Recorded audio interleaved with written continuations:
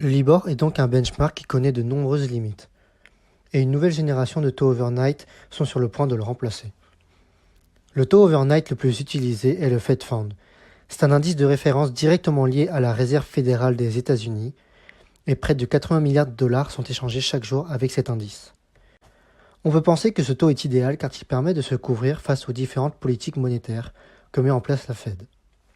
Mais on n'observe pas assez de transactions avec ce taux. On est passé de 250 milliards avant la crise à seulement 80 milliards aujourd'hui.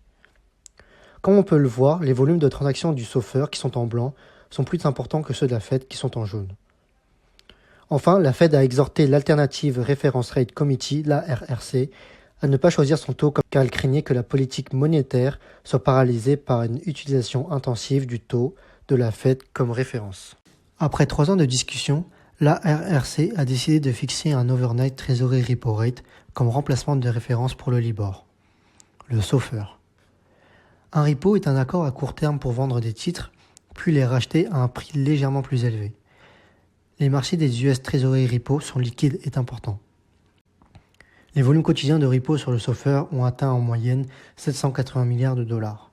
Et contrairement aux fonds fédéraux ou au Libor, les changements de réglementation n'ont pas réduit l'activité sur le marché des repos. Le SOFR est différent du Libor sur 2 points importants. Le nouveau taux de référence est un taux overnight et il est garanti par le Trésor. En tant que taux overnight, il est nettement plus volatile que le taux Libor 3 mois. Nous pouvons voir que sur l'année 2018, en ajustant la variation quotidienne moyenne de chaque taux, le SOFR est environ 7 fois plus volatile que le Libor 3 mois.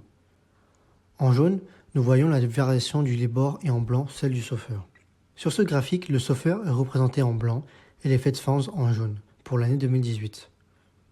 Le taux SOFR est également plus volatile que le taux des Fed Funds. L'écart moyen entre ces taux overnight s'est passablement modifié depuis l'introduction du SOFR. Une fois le SOFR lancé, l'étape suivante nécessaire de la transition est la mise en place d'un marché liquide de produits dérivés. Ensuite démarrera l'étape suivante quand les échanges de produits dérivés commenceront à accepter les swaps. Et enfin, la dernière étape sera la production d'un taux de référence de ces produits sur le SOFR. La première réaction aux commentaires du président de la FCA, M. Bailey, en juillet 2017, a été le déni et l'incrédulité. Depuis, le vice-président de la Fed, M. Carrs, a été encore plus direct, en disant que la chose la plus sûre à faire serait de cesser d'utiliser le Libor. La date d'expiration est prévue pour 2021. Plus rien ne semble empêcher le SOFR de prendre la place du Libor, malgré des idées de Libor réformé ou encore Libor zombie.